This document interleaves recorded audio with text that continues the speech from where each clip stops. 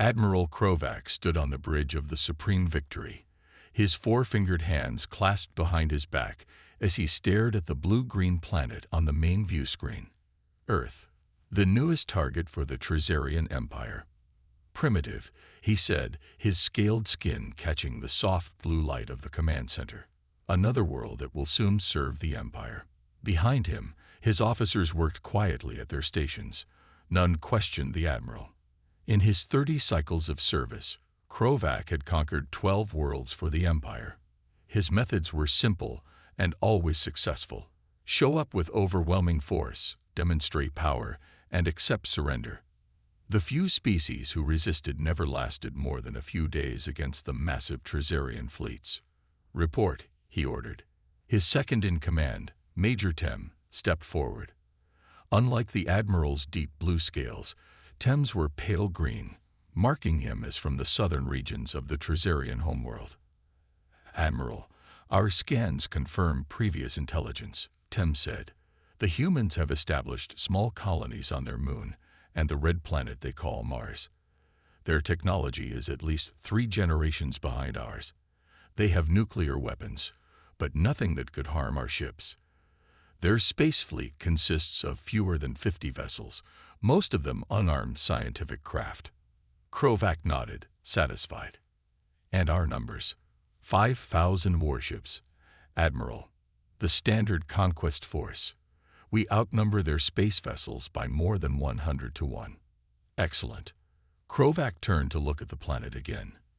These humans will provide no challenge. By this time tomorrow, they will be subjects of the Empire, and we'll be selecting which of their lands to claim as our new colonies. Tem hesitated. Admiral, there is one unusual note in the intelligence reports.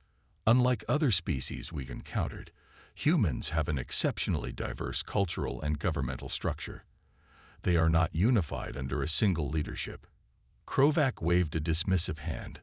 That will make their conquest even easier. Divided leadership means divided response. They will be too busy arguing among themselves to mount an effective defense. Yes, Admiral, Tem said, bowing slightly before returning to his station. Krovac went to his private chamber adjacent to the bridge. There, he recorded his thoughts in the war journal that every Trizarian commander kept. Cycle 457, Day 89. We have arrived at the human homeworld, called Earth. Another primitive species to bring into the fold. They will see our numbers and surrender immediately, as all rational beings do. The conquest should be completed within standard protocols. I expect no complications. He closed the journal and returned to the bridge, where he gave the order that would begin the conquest. Major Tem, deploy the advance scouts. Destroy their Mars outpost as our opening demonstration. Yes, Admiral. Within moments, 3 Trizarian destroyers broke formation and accelerated toward the red planet. Krovac watched with satisfaction as they approached the small human research station orbiting Mars. The destroyers fired a single shot each. The station, home to 27 human scientists, vanished in a flash of light. Now, said Krovac, broadcast our message across all their communication channels. The communications officer worked at his console for a moment, then nodded. Ready, Admiral. Krovac stepped onto the broadcast platform. His image would now be appearing on every screen and communication device across Earth. He straightened his posture and began the standard speech. People of Earth, I am Admiral Krovac of the Trizarian Empire. Your world now falls under our protection and rule. Your Mars station has been eliminated as a demonstration of our power. You have 1 planetary rotation to surrender your governments to Imperial control. Resistance is futile against our strength. We outnumber your space forces by 100 to 1. Choose submission and survival over defiance and destruction. He stepped off the platform, pleased with his performance. It was a speech he had given many times before, with minor variations for each new world. Now we wait, he told his officers. Bring the fleet into standard conquest formation. Position 1,000 ships over each of their major population centers. Let them see our numbers darkening their skies. The massive Trazarian war fleet moved into Earth orbit, their ships forming perfect geometric patterns over North America, Europe, Asia, Africa, and Australia. Each vessel was twice the size of the largest human spacecraft. Together, they cast shadows over the cities below. Their response? Admiral, Tem asked after several hours had passed. Krovac frowned. Typically, New Worlds responded quickly with surrender terms or at least requests for negotiation. Nothing yet. No, Admiral. Their media networks are reporting on our presence, and their military forces appear to be mobilizing, but no official response has been transmitted. Curious, Krovac said. Perhaps their divided leadership structure is indeed causing delays in their response. Just as he finished speaking, the communications officer called out, Admiral, we're receiving a transmission from Earth. It appears to be from something called the United Earth Defense Council. Display it, Krovac ordered, intrigued that the humans had apparently formed some kind of unified response body. The main screen showed a human male, older by their standards, with gray hair and a stern expression. Admiral Krovac of the Trazarian Empire, the human said, his voice translated by the ship's computers. I am General Thomas, spokesperson for the United Earth Defense Council. We have received your message and considered your terms. Krovac allowed himself a small smile. Here would come the surrender, as it always did. We decline your offer, the human continued, his face showing no fear. Please leave our solar system. The bridge fell silent. Officers looked up from their stations, expressions of shock visible, even on their alien faces. This is unexpected, Tem whispered. Krovac felt a flash of anger. They decline? They can see our numbers. They can see our power. Are they blind or simply stupid? Your orders, Admiral, Tem asked carefully. Krovac took a deep breath, regaining his composure. This had happened once before, with a stubborn species in the Orion sector. They too had declined initial terms, only to beg for mercy after a stronger demonstration. They require a more convincing demonstration, he said coldly. Target their moon base. Destroy it completely. Admiral, there are approximately 500 humans stationed there, Tem noted. Exactly. A small sacrifice to save billions. Once they see we are serious, they will surrender. The order was given. A single Trazarian destroyer approached Earth's moon, took position above the human lunar colony, and fired its primary weapon. The base, humanity's first permanent outpost beyond Earth, was vaporized in seconds. Now broadcast again, Krovac ordered. Tell them they have 12 hours to surrender, or we begin planetary bombardment. The message was sent. Earth went silent. They'll respond soon, Krovac told his officers confidently. They're deliberating surrender terms. No species can witness such power and still think resistance is possible. He returned to his private chamber and made another entry in his war journal. The humans have shown unusual stubbornness, refusing our initial terms. After a second demonstration of our power, they have gone silent. I expect their surrender within hours. The conquest proceeds, with only minor deviation from standard protocols. As he finished writing, an alarm sounded. Krovac rushed back to the bridge. Report, he demanded. Major Tem's face showed confusion. Admiral, we're detecting approximately 50 small spacecraft leaving Earth's atmosphere. They appear to be heading directly toward our fleet. Krovac stared at the tactical display, watching the tiny human vessels approach his massive armada. Are they attacking us? He asked, incredulous, or coming to deliver their surrender in person? Unknown, Admiral, Tem replied, but they are on an intercept course with our forward elements. Krovac laughed, a harsh sound that echoed across the bridge. Let them come, he said. If they wish to witness our power up close before surrendering, we can accommodate them. He turned to his weapons officer. No need to raise shields. When they come within range, destroy half of them. That should convince the survivors to return with our terms accepted. Yes, Admiral, the weapons officer replied, programming the targeting systems. The human ships continued their approach, tiny specks against the void, flying directly toward the teeth of the largest invasion fleet they had ever faced. No one on the Trazarian bridge thought to ask why a doomed species would send only 50 ships against 5,000. No one except Major Tem, who watched the approaching vessels with growing unease. "Admiral," he said quietly, "something doesn't feel right about this." "Admiral, the human vessels are maintaining their approach vector," reported the tactical officer. "They will be in weapons range in 30 seconds. Admiral Krovac watched the main view screen with mild curiosity. The human ships were small, each barely a tenth the size of even the smallest Trazarian vessel. Their designs were crude, all sharp angles and exposed components, nothing like the sleek, organic shapes of Imperial craft. "Magnify," he ordered. The screen zoomed in on the lead human ship. It had UNDF painted on its hull in white letters. "UNDF?" Krovac asked. "United Nations Defense Force. According to our intelligence," Major Tem answered. "It appears to be their newly formed unified military." "Unified or not, this is suicide," Krovac said. "They're coming straight at us with no evasive maneuvers. They must be planning to surrender." The weapons officer turned in his chair. "They are now in range, Admiral. Weapons locked on 25 of their vessels as ordered. Fire at will," Krovac said casually. The officer pressed his firing control. Nothing happened.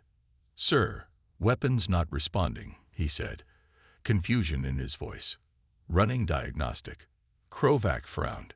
"Switch to secondary systems." Before the officer could comply, the communications station erupted with urgent messages. "Admiral, 300 ships in our forward section are reporting control system failures." "What?" Krovac moved quickly to the tactical display. On the screen, he watched as status indicators for hundreds of Trazarian warships suddenly turned from green to red. "Impossible." "Sir," Major Tem said, his voice tight with concern, "the human vessels are broadcasting some kind of signal. It appears to be bypassing our cyber defenses. Shut down all communication systems." Krovac ordered. "Isolate the fleet command network." "Too late, sir," the communications officer said. "The signal has already penetrated our—" The main lights on the bridge flickered. Emergency systems kicked in, bathing the command center in an eerie red glow. "Status report," Krovac demanded. 312 ships disabled, Admiral," Tem reported, reading from an emergency terminal. "Life support still functioning, but weapons, propulsion, and shields are offline." Krovac couldn't believe what he was hearing. In all his years of conquest, no species had ever managed to disable even a single Trazarian warship, let alone hundreds. "The human vessels," he said. "What are they doing now?" "They've changed formation," the tactical officer reported. "They're releasing smaller objects, thousands of them." On the screen, the human ships were indeed deploying what looked like tiny metal pods, each no bigger than a Trazarian escape craft. "Identify those objects," Krovac ordered. "Unknown design," the tactical officer said. "They're too small for our normal scanning protocols. They're spreading out, moving toward our disabled ships." Major Tem leaned closer to the screen. "They're attaching themselves to our hulls." Krovac watched in growing horror as the tiny devices latched onto the disabled Trazarian vessels. For a moment, nothing happened. Then, one by one, the massive warships began to explode. Not the controlled detonations of targeted weapons fire, but catastrophic, ship-splitting explosions that sent debris flying in all directions. The tactical display showed ship after ship disappearing from the fleet formation. How is this possible?" Krovac whispered. "Sir, those devices must be targeting our power cores," Tem said. "Our ship's own energy is being used against them." "Order the fleet to fire on the human vessels," Krovac shouted. "All weapons, now." "Sir, The human ships are already retreating, the tactical officer said. They're moving back toward Earth at high speed. And our fleet can't coordinate fire. The command network is still compromised. Krovac watched helplessly as the human vessels slipped away, leaving behind a scene of unprecedented destruction. In just 20 minutes of combat, if it could even be called combat, the humans had destroyed 800 Trazarian warships without losing a single craft of their own. Damage assessment, he said, his voice hollow. 823 ships destroyed. Admiral, Tem reported grimly. Another 300 still disabled but intact. Over 40,000 crew dead. Krovac felt his legs grow weak. He steadied himself against a console. This cannot be happening, he said. They're primitives. We outnumber them 100 to 1. Sir, said the intelligence officer, who had been quietly working at her station, we're picking up broadcasts from Earth. They're celebrating. Show me, Krovac ordered. The view screen displayed images from Earth news networks. Humans were gathered in public spaces, cheering as they watched footage of the retreating UNDF ships. Headlines scrolled across the bottom of the screens. First VIC2RI against alien invaders and TRESARI. And a fleet corrected by UNDF special operation. They knew, Krovac said softly. They knew exactly what they were doing. Major Tem approached his commander. Admiral, we should withdraw and regroup. Clearly, we've underestimated these humans. Krovac's four-fingered hands clenched into fists. No, we will not retreat. Not from primitives. Not from a lesser species. He turned to his officers. Call a war council. All ship commanders. We need to adapt our strategy. In his private chamber, Krovac opened his war journal with trembling hands. The words he had written just hours before now seemed like the arrogant musings of a fool. Cycle 457, Day 89. Second entry, he wrote. The humans have responded to our demonstration with an attack of their own. Using methods we've never encountered, they disabled and destroyed over 1,000 of our ships without suffering any losses. This is unprecedented in Imperial conquest history. He paused, then continued writing. We still outnumber them significantly. Our remaining fleet is more than capable of completing this conquest. But we must abandon standard protocols. The humans are not like other species we've conquered. They do not think like us. They do not fight like us. This will require a new approach. As he finished writing, he heard the alerts signaling that the ship commanders were gathering for the War Council. Krovac closed his journal and took a moment to compose himself. He could not show weakness. The Empire had never failed in a conquest, and he would not be the first admiral to do so. Walking back to the bridge, he found Major Tem studying tactical displays. How did they do it? Krovac asked quietly. How did they bypass our defenses so easily? Tem looked troubled.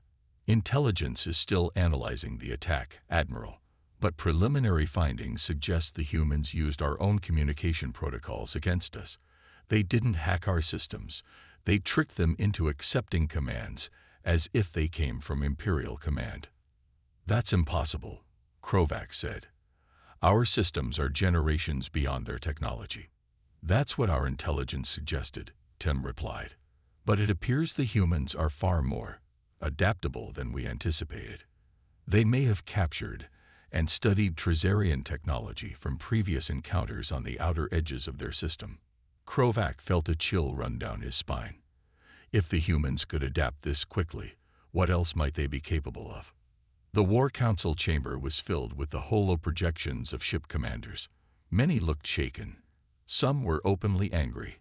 All waited for Krovac to speak, to explain how a primitive species had dealt them such a devastating blow. Commanders of the Empire, Krovac began, his voice strong despite his inner doubts. Today we have witnessed something unprecedented. But make no mistake, this changes nothing. Earth will still fall. The humans have shown us their best trick, And now we will show them the true might of the Trazarian Empire. As the commanders murmured their agreement, Krovac glanced at the tactical display showing Earth. For the first time in his long career, he felt something unfamiliar stirring in his mind. Doubt. 3 days had passed since the humans' shocking counterattack. Admiral Krovac had not slept. He stood in the war room of the Supreme Victory, surrounded by holographic displays showing the remaining Trazarian fleet positions. Despite their losses, they still had nearly 4,000 warships, an overwhelming force by any standard. What have we learned about their technology? Krovac asked the intelligence team. Commander Liss, the fleet's chief intelligence officer, stepped forward. Unlike most Trazarians, her scales were almost black, marking her as a member of the rare mountain subspecies known for their analytical minds. Admiral, we've analyzed debris from our destroyed ships, she said. The human devices targeted our power cores with a precision that should be impossible given their technological level. Explain, Krovac demanded. The humans appear to be extraordinarily adaptable. Liss continued. We've intercepted their communications. In just days, they've studied the wreckage of our ships and begun incorporating elements of our technology into their own systems. Major Tem, who had been quietly reviewing tactical data, looked up. That would explain how they bypassed our cyber defenses so easily. They're learning at an unprecedented rate. Impossible, said General Rax, the oldest officer present. His deeply lined face showed his displeasure. No species can adapt that quickly. It took us generations to develop our technology. The evidence suggests otherwise, Liss replied calmly. Their entire planet has unified against us. Every resource, every scientist, every factory is now devoted to defense. Their global networks are sharing all information instantly. Krovac paced the room. The standard Trazarian conquest doctrine was clearly failing. Their normal approach relied on overwhelming force, not tactical superiority. Their technology was advanced but standardized, designed for mass production, not innovation. We need to change our approach, he finally said. Our standard orbital bombardment is too predictable. They're already preparing countermeasures. He turned to the tactical display. We will commit our entire remaining fleet to a direct assault. All ships, full attack formation. We hit them hard, from all sides, before they can adapt further. The officers exchanged glances. A direct assault was rarely used in Trazarian warfare. It put too many resources at risk simultaneously. But no one challenged the Admiral's decision. Begin preparations, Krovac ordered. We attack in 6 hours. As the officers dispersed to carry out their orders, Major Tem remained behind. Admiral, may I speak freely? He asked. Krovac nodded. These humans, they're unlike any species we've encountered, Tem said. They don't follow predictable patterns. We should consider a more cautious approach. Caution. Krovac laughed bitterly. The Empire doesn't reward caution, Major. They reward success. And I intend to succeed. He gestured to the image of Earth rotating on the main display. Tomorrow, that world will be ours, no matter the cost. 6 hours later, the Trazarian fleet moved into attack position. 4,000 warships, arranged in a sphere around Earth, began their descent toward the atmosphere. On the bridge of the Supreme Victory, Krovac watched as the blue planet grew larger on the view screen. Any response from the humans? He asked. They're scrambling their forces, reported the tactical officer. Defensive platforms are activating across their surface. As expected, Krovac said, begin the assault. The Trazarian fleet entered Earth's upper atmosphere, weapons charging. But something unexpected happened almost immediately. Warning alarms blared across the bridge. Admiral, shouted the shield officer, the humans have developed countermeasures to our shields. They're using some kind of focused energy that passes right through them. Before Krovac could respond, reports of hits came flooding in from across the fleet. Earth's surface bristled with hastily constructed defense platforms. What should have been a simple assault quickly turned into something the Trazarians rarely experienced, a real battle. The human fighters proved unnervingly unpredictable. Some charged directly at Trazarian ships, sacrificing themselves to cause maximum damage. Others used clever decoys to draw fire, while the real attacks came from unexpected directions. Most disturbing of all, they kept changing tactics, never using the same approach twice.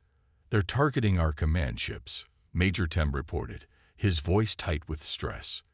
"They've identified our command structure and are disrupting it systematically." Krovac watched in growing horror as ship after ship disappeared from the tactical display. The human weapons were crude compared to Trazarian technology, but they were deployed with precise timing and unexpected ingenuity. "Order the Eastern Battle Group to focus fire on their largest defense platforms," he commanded. "Sir, we've lost contact with the Eastern Battle Group," the communications officer reported. "Their command ship was destroyed 3 minutes ago." 5 hours into the battle, the situation had become clear. This was not a conquest. It was a disaster. The Trazarian fleet, still superior in numbers and firepower, was being taken apart piece by an enemy that refused to fight according to any recognizable military doctrine. "Admiral," Major Tem said quietly, "we've lost nearly 1,000 ships." "At this rate, I can see the numbers, Major," Krovac snapped. He stared at the tactical display, watching as another command ship winked out of existence. The humans had somehow identified exactly which vessels coordinated Trazarian battle groups and had made them priority targets. With the command structure in chaos, individual Trazarian ships were falling back on their basic training, which emphasized formation and coordinated attack. But against an enemy that constantly adapted, these predictable tactics were proving fatal. "Sir," Tem said, "I recommend an immediate withdrawal. We need to regroup and develop new strategies." For a long moment, Krovac was silent. In his 30 cycles of service to the Empire, he had never ordered a retreat. Such an act would be seen as weakness, perhaps even treason. But as he watched his fleet being systematically destroyed, he realized he had no choice.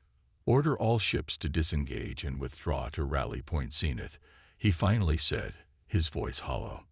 The order was transmitted, and the Trazarian fleet began a chaotic retreat from Earth's atmosphere. Human fighters pursued them, picking off stragglers and damaged ships. By the time they reached safe distance, Krovac had lost over half his original invasion force.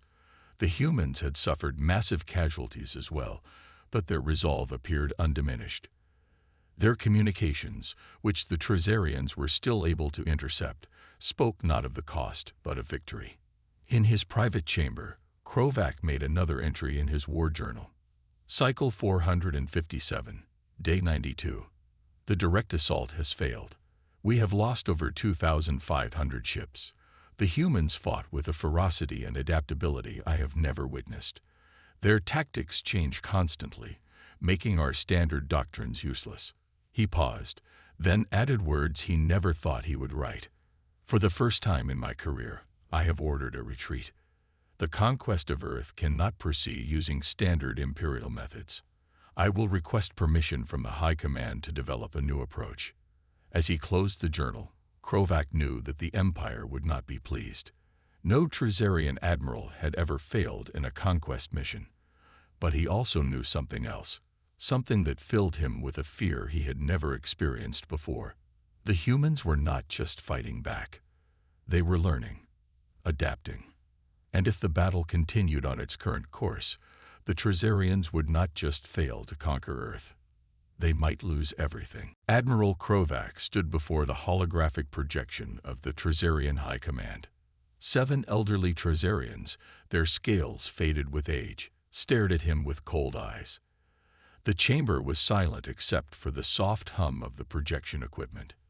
"You have failed, Admiral," said Supreme Commander Vax, his voice like gravel. "No Trazarian fleet has ever retreated from a conquest. Explain yourself." Krovac straightened his posture. "Supreme Commander, the humans are unlike any species we have encountered. They adapt at an extraordinary rate. Our standard tactics are ineffective against them. Nonsense, hissed another council member. They are primitives. Their technology is generations behind ours. With respect, Krovac replied, that assessment is no longer accurate. In a matter of days, they have studied our technology from the debris of our ships and incorporated elements into their own systems. They've developed countermeasures to our shields and weapons. They've identified weaknesses we didn't know existed. The High Command members exchanged glances. Commander Vax leaned forward. What do you propose, Admiral? Surely you're not suggesting we abandon the conquest. No, Supreme Commander. I am suggesting a change in approach, a blockade of their planet while we develop new tactics specifically designed to counter their adaptability. The oldest member of the Council, High General Drath, laughed. A harsh, wheezing sound. The Empire does not adapt to lesser species, Admiral. Lesser species adapt to us, or they perish. Commander Vax nodded. High General Drath is correct. The High Command has already made its decision. 3 planet killers have been dispatched to the Sol system. They will arrive in 2 days. The humans will be given one final chance to surrender. If they refuse, Earth will be sterilized. Krovac felt a chill run through his body. Planet killers were the Empire's most destructive weapons, massive ships capable of rendering a world uninhabitable in hours. They were rarely used, as conquered planets were valuable resources for the Empire. Supreme Commander, I must object, Krovac said. Earth could be a valuable addition to the Empire. Its resources can be harvested even if the planet is lifeless. Vax interrupted. This is no longer about conquest, Admiral. This is about making an example. No species can be allowed to defy the Empire and survive. The holographic projections flickered out, leaving Krovac alone in the dimly lit chamber. He stood there for several minutes, processing the High Command's decision. When he returned to the bridge, Major Tem was waiting for him. The High Command has ordered the deployment of planet killers, Krovac said quietly. Tem's eyes widened. That seems extreme. It's a mistake, Krovac replied. But the order stands. We are to maintain our blockade until they arrive. As the Trazarian fleet held position at the edge of the Sol system, waiting for the planet killers to arrive, the intelligence team continued to monitor human activities. What they discovered over the next day alarmed them further. Commander Liss rushed onto the bridge, her normally calm demeanor visibly shaken. Admiral, we have detected unusual activity, she reported. The humans have captured several of our vessels intact. They've reverse-engineered our FTL drives. That's impossible, Krovac said. Even with their adaptability, they couldn't possibly understand our drive technology so quickly. The evidence suggests otherwise, Liss replied. We're detecting small human ships with FTL capabilities departing their solar system. Some have already been reported attacking our supply lines and communication relays in nearby star systems. Before Krovac could respond, the tactical officer called out, Admiral, we're detecting massive movement from Earth. On the main view screen, thousands of human spacecraft were rising from the planet's surface. Unlike their military vessels, these appeared to be civilian transports packed with people. They're evacuating, Major Tem said, watching the screen. But they're not heading toward their Moon or Mars colonies. Track their course, Krovac ordered. The tactical display showed the human evacuation fleet heading toward the outer reaches of their solar system, toward the gas giants and their moons, the asteroid belt, and other, seemingly random points in space. Intelligence suggests they've established hidden bases throughout their system, Liss explained, primarily in asteroid belts and on the outer moons. Our scans can't penetrate many of these locations due to natural interference. Krovac watched the exodus with growing unease. They know about the planet killers, he said softly. Somehow, they know what's coming. 2 days later, the 3 planet killers arrived. They were enormous vessels, easily 5 times the size of Krovac's flagship. Each one bristled with weapons designed specifically to tear apart a planet's crust and release its molten core. The commander of the Planet Killer Fleet, General contacted Krovac immediately.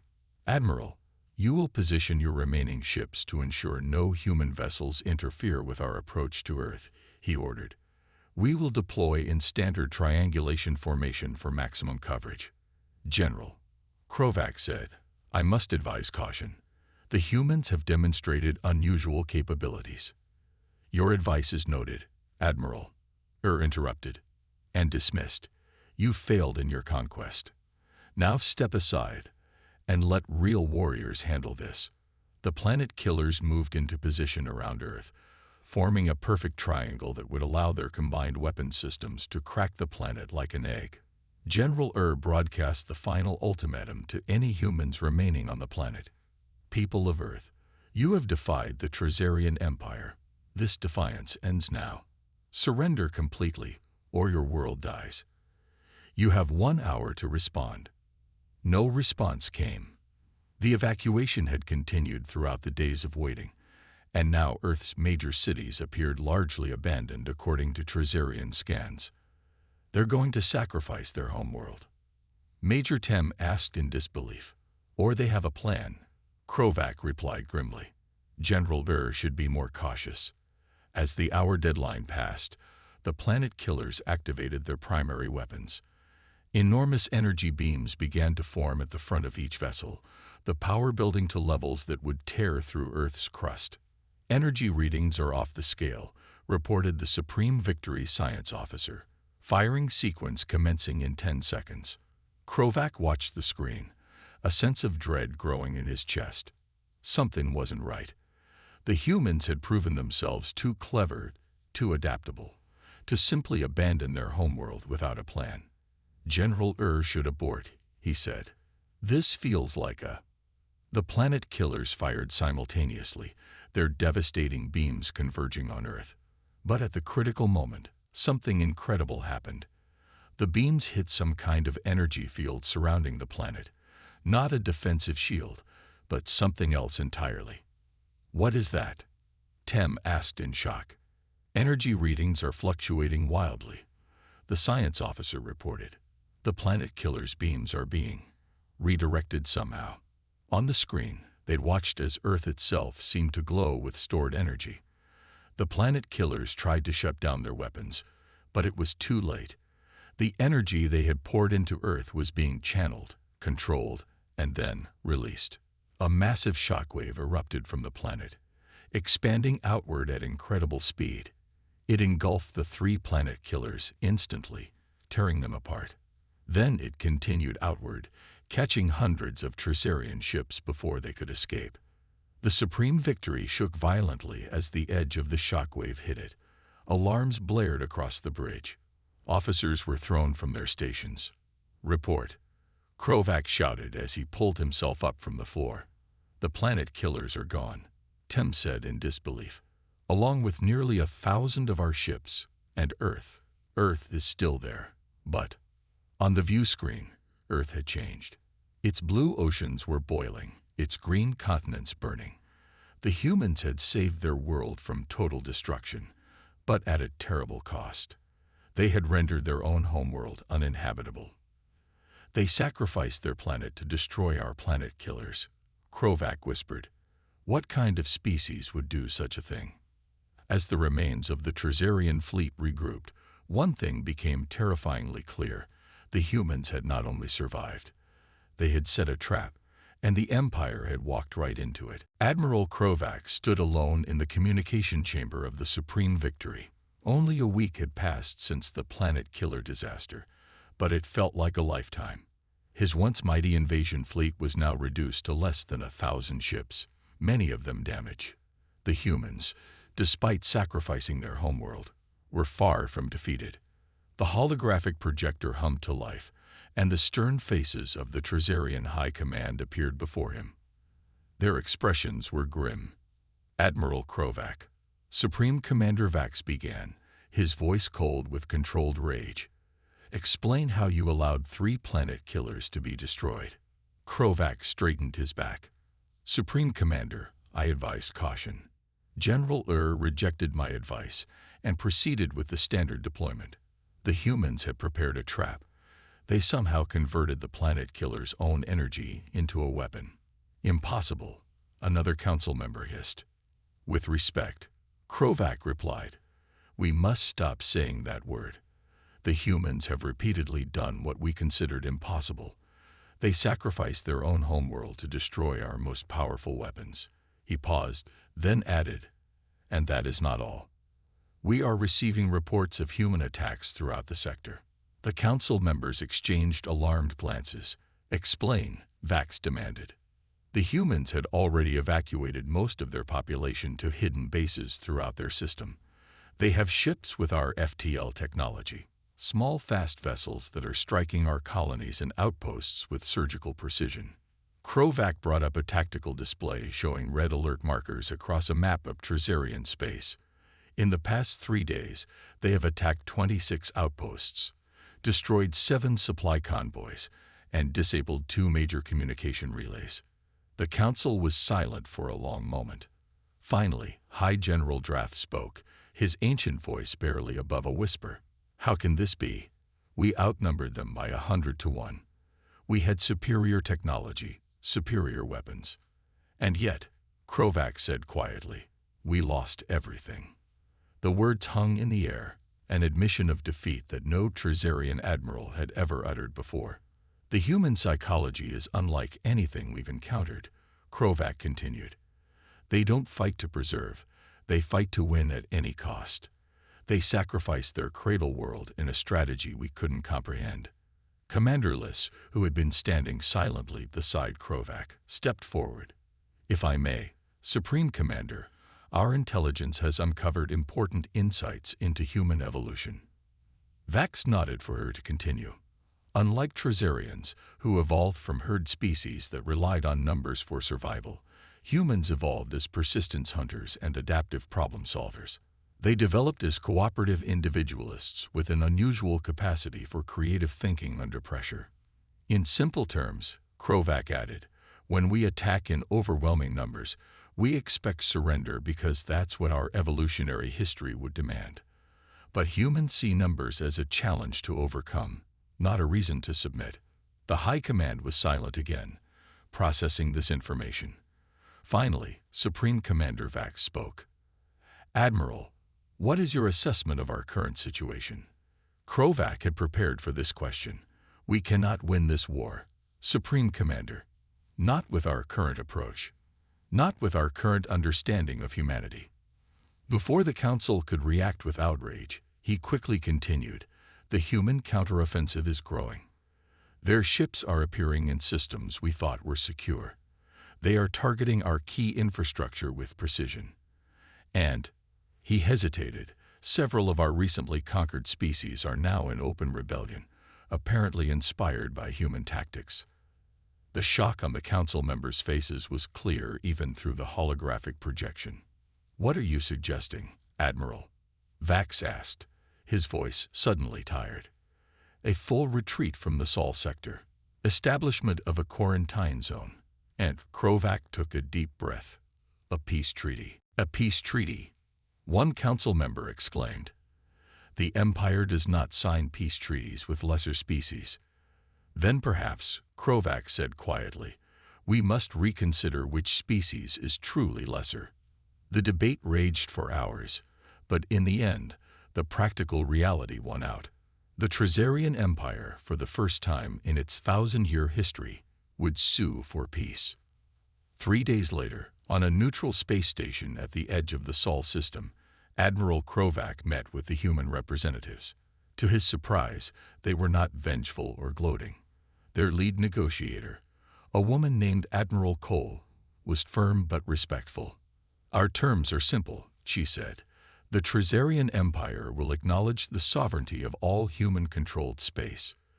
You will also recognize the independence of the 7 species you conquered in the Orion sector, who have formed an alliance with humanity.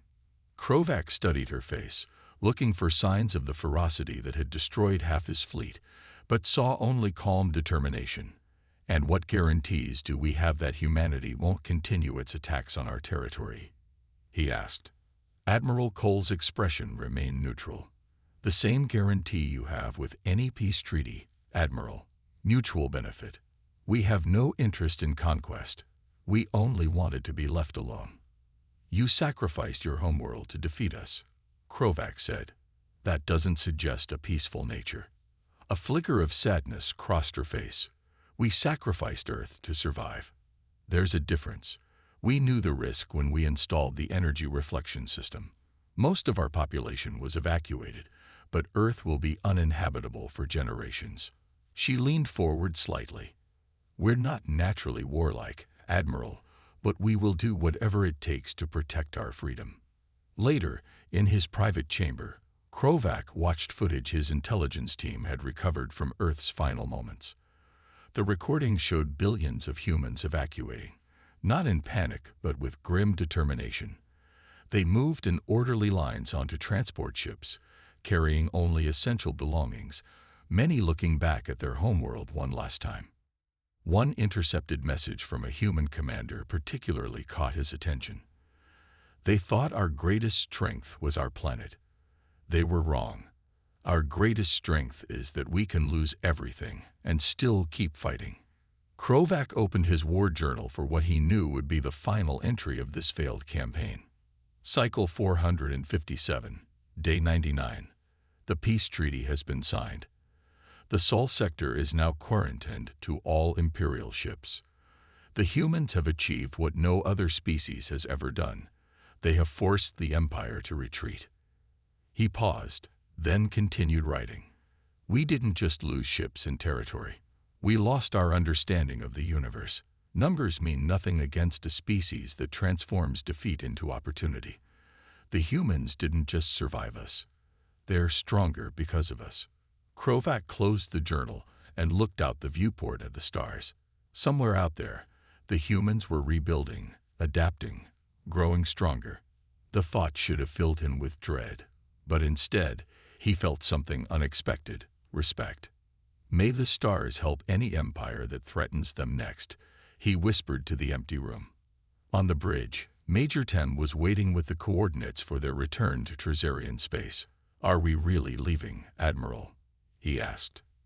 After all this, Krovac nodded. We are, but we're taking something valuable with us, Major. What's that, sir? Krovac looked at the now distant Sol system on the view screen. A lesson, perhaps the most important one the Empire has ever learned. As the remaining Trazarian fleet jumped to FTL, leaving the Sol system behind, Admiral Krovac made a silent promise to himself. He would ensure the Empire never forgot what they had learned here. That true strength isn't measured in numbers, but in the will to survive against all odds. And in that, humans were the strongest species the universe had ever known.